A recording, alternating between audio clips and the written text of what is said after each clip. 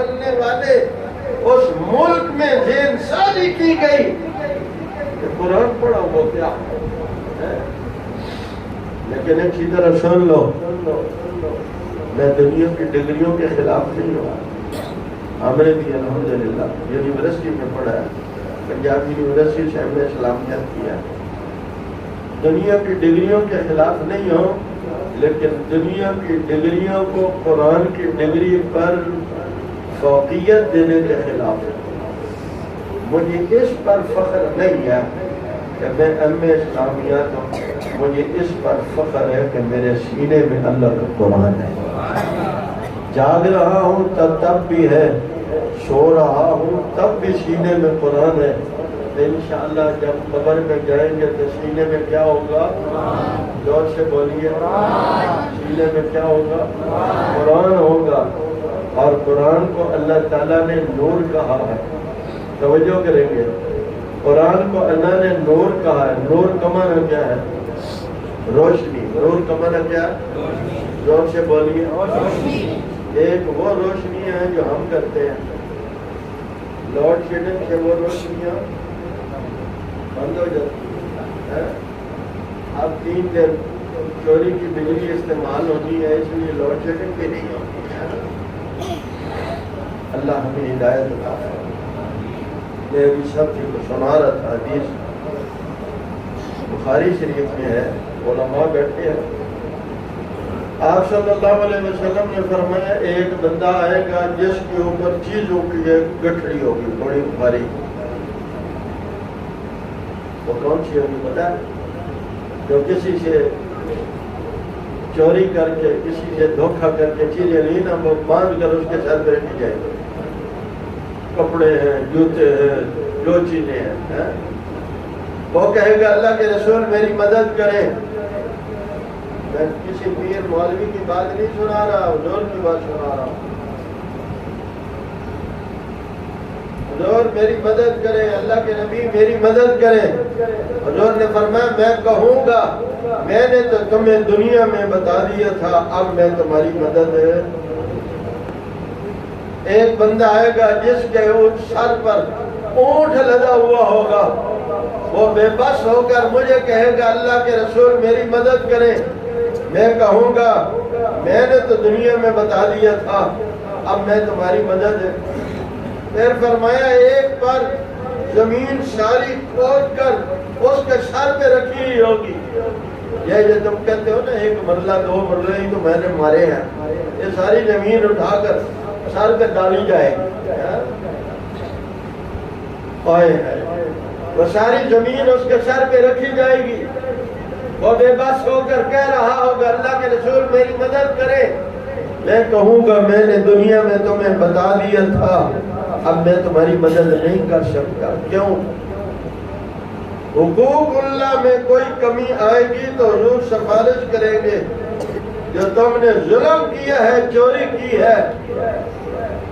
میں کہہ رہا تھا ان کو کہ یہ جو تم نے کنڈی لگائی ہے، تم یہ بتاؤ اگر اس کنڈی جو تم نے لگائی ہے کسی بیوہ پر، کسی ایسے غریب پر ٹیکس آ گیا، اس کا بل آ گیا جس کا گھر کا چولہا پہلے بھی نہیں جلتا، یقین کریں اگلے دن ایک خاتون ملی، اس نے آنکھوں سے آنسو آ گئے، اس نے کہا قاری صاحب پورا مہینہ ہم نے ہڈیاں نہیں پکائی۔ تم لوگ تو بھائی جنت میں رہتے ہو، یہ جنت کی زندگی ہے۔ تو میں عرض کر رہا تھا خدا کے لیے اگر حضور کی محبت میں کچھ کرنا ہے تو پھر اپنے سے کرو، نہ چوری سے کرو، نہ سینہ زوری سے کرو۔ سینہ زوری بھی چل رہی ہے، گاڑی روک گئی، ربیع الاول کا چندہ دو۔ میں نے کہا تم یہ بتاؤ عیسائی بھی اپنے نبی کا دن مناتے ہیں؟ کہتے ہاں۔ میں نے کہا کیا وہ بھی راستے روک کر چندے مانگتے ہیں؟ کہتے پتہ نہیں۔ میں نے کہا عیسائی اپنے نبی کا دن مناتے ہیں، ہم دن منانے والے تو نہیں ہیں، کیونکہ ہمارے نبی صلی اللہ علیہ وسلم نے نہیں منایا، 30 سال خلفائے راشدین نے نہیں منایا، آل بیت اللہ میں سے کسی نے نہیں منایا۔ اگر بعد میں کسی نے منایا ہے تو اس نے اس طرح نہیں منایا جیسے تم منا رہے ہو۔ انہوں نے درود شریف کی کسی نے مجالس قائم کر لی تھے تو ہم نے کہا دیکھو اس نے بھی تو میلاد منایا تھا، اب ہم بھی چوری کی بجلی سے میلاد منائیں گے۔ خدا کا خوف کرو، اللہ کو منہ دکھانا ہے۔ یہ کتابیں اور یہ دلائل اللہ کو نہیں دکھا سکتے۔ وہ کہیں گے میں نے ماڈل کسی پیر مولوی کو نہیں دیا تھا، ماڈل اور نمونہ میں نے مصطفیٰ کریم دیا تھا۔ ایمان میں ماڈل صحابہ ہے، اعمال میں ماڈل رسول اللہ ہے۔ ایمان صحابہ جیسا ہوگا، عمل مصطفیٰ کریم جیسا ہوگا، پھر اللہ کی بارگاہ میں قبول ہوگا۔ میں آج کر رہا تھا میرے بھائیوں، چند روز کی زندگی ہے، اپنے دلوں کا سبق ڈالو اور اپنے بچوں کو دین پر لگاؤ۔ پہلے تو اس لیے کہ اس نے میٹرک کے امتحان دینے ہیں، اس کے بعد قرآن پڑھنے کے لیے وقت نہیں، ایسے آگے نہیں۔ اب اس نے ایف اے کے امتحان دینے، اب اس کے ٹیسٹ ہو رہے ہیں، اس لیے قرآن پڑھو۔ نے کہو قرآن پڑھنا ہے، فیل ہوتے ہو تو ہو جاؤ۔ کیا خیال ہے؟ نیت کرتے ہیں اپنے بچوں کو قرآن پہ لگاؤ، بہت بھی روز قرآن پڑھیں گے انشاءاللہ۔ نہیں، ہاتھ کھڑے کر کے بہت انشاءاللہ نیت آپ کریں۔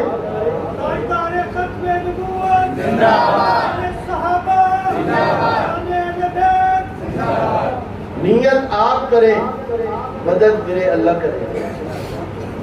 تین باتیں پکی رکھ لو۔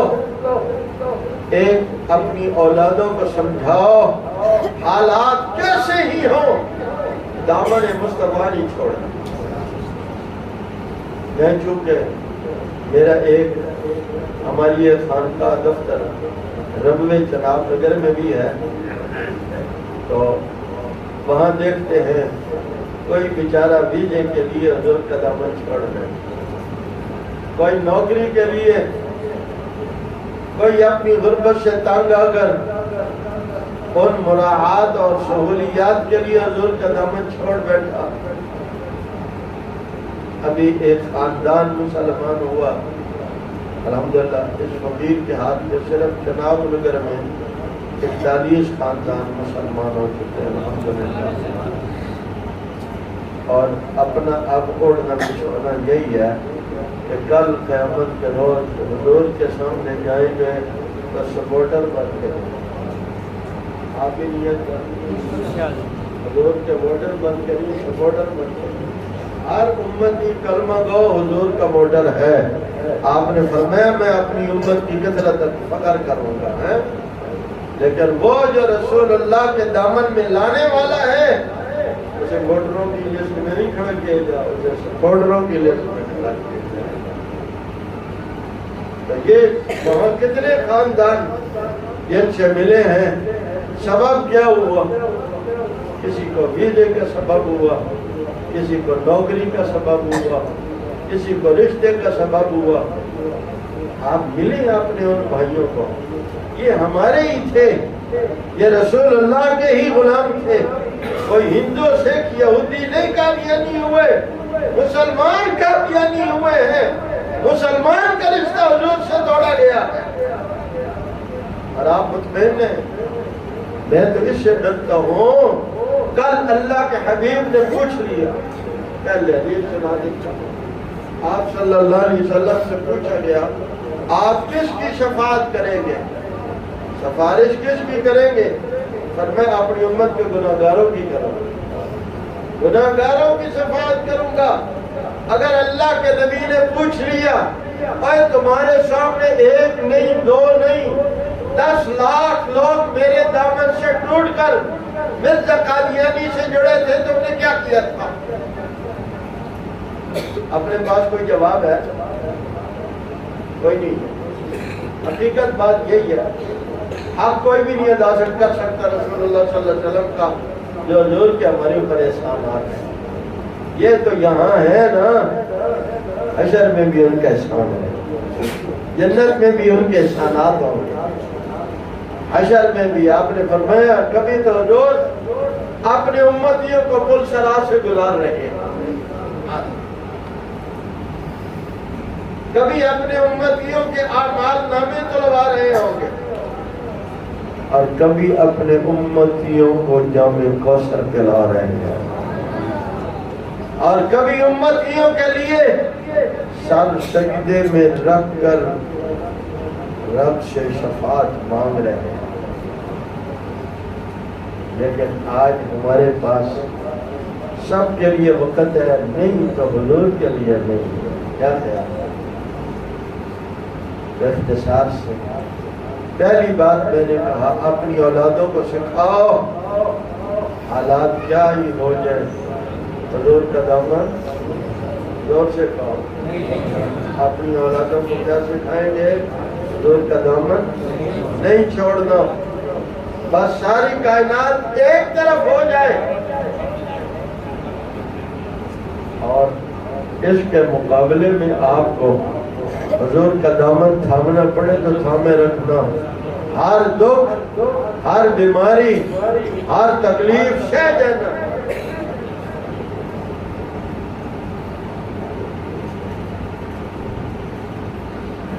ہر دکھ، بیماری، تکلیف، غربت سہ جاؤ، حضور کا دامن نہ چھوڑنے پائے۔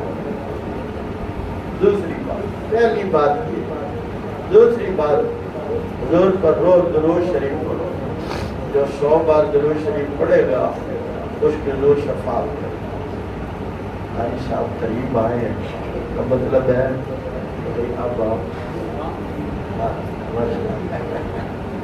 تیسری بات میرے پیاروں، رسول اللہ کا ہمارے اوپر حق ہے کہ ہم ہر عمل میں حضور کی اتباع کریں۔ صرف چند کام جو آپ کرتے ہیں کوئی نیت کر لو، وہ حضور کے طریقے سے کریں گے۔ کیا خیال ہے؟ سیکھیں گے کون؟ یہ بھی اسباب کر دیتے ہیں۔ ہمارے بڑوں کی قبور پر اللہ کروڑوں رحم جما دے اور ان کی قبروں کو نور سے بھر دے۔ صحیح بات یہ ہے اگر وہ ہمارے لیے اپنی زندگیاں نہ کھپاتے، آج ہم بھی کوئی گنگا کو پوج رہا ہوتا، کوئی یمنا کو پوج رہا ہوتا۔ ایک چھوٹی سی کتاب ہے علیکم بسنتی، اپنے گھر میں رکھ لیں، روز ایک عمل، کھانے کا عمل ہے، اس کی سنتیں پڑھ کے سنا دیں سب کو۔ ایک دن سونے کے عمل کی سنتیں سنا دیں، ایک دن لباس پہننے اتارنے کی سنتیں سنا دیں۔ اچھی طرح سمجھ لو کوئی چھوٹے سے چھوٹا کام بھی حضور کے طریقے سے کرو گے تو وہ رب کے قریب کر دے گا۔ اور آخری بات یہ ہے اور کچھ نہیں کر سکتے تو اتنا تو ضرور کریں جو حضور کریں گے، ہمارا بھی اس سے کوئی رشتہ، زور سے کہیں، زور سے کہیں، ہمارا بھی اس سے کوئی رشتہ، خوشیوں غمیوں میں ہمارا اس سے شریک ہونا نہیں ہے، اور اس سے لین دین بھی۔ مجھے پڑھے لکھے 5-7 بندے کہنے لگے کہ جی آپ اس پر کوئی فتویٰ دکھا سکتے ہیں۔ میں نے کہا بات تو ذرا سخت ہے، کبھی کسی کی بہن ماں کو بیٹی کو لے کر کوئی جا رہا ہو، وہ فتویٰ پوچھتے ہیں مولوی صاحب فتویٰ دو میں انہوں قتل کر دیا، کہتا نہیں۔ میں کہا کیوں نہیں فتویٰ لیتا؟ چپ۔ میں نے کہا اس لیے اس وقت اس کی رگ حمیت پھڑک رہی ہے، وہ غیرت پر جاتا ہے، فتوے پر نہیں جاتا۔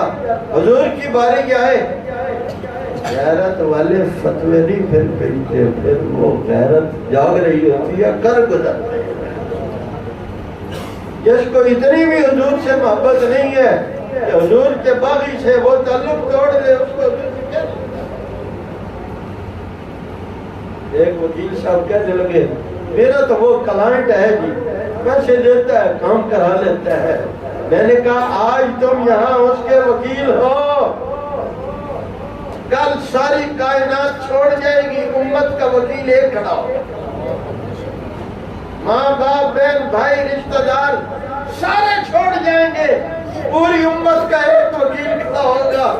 وکیل صاحب سن لو، آج پیسے بٹور لو، کل حضور کی وکالت سے باہر ہو جاؤ۔ تو میرے پیاروں نیت کرو کہ جو حضور کا نہیں ہے وہ ہمارا بھی نہیں ہے، اور اگر کوئی حضور صلی اللہ علیہ وسلم سے گستاخی کرتا ہے تو پھر تو مومن کی شان یہ ہے کہ وہ اس کو برداشت زور سے کہو، زور سے کہو اللہ مجھے آپ کو رسول اللہ صلی اللہ علیہ وسلم کی سچی محبت، حضور صلی اللہ علیہ وسلم کے دل مبارک کو اترنے والے قرآن سے تعلق جوڑ دیں۔ وآخر دعوانا الحمدللہ رب العالمین۔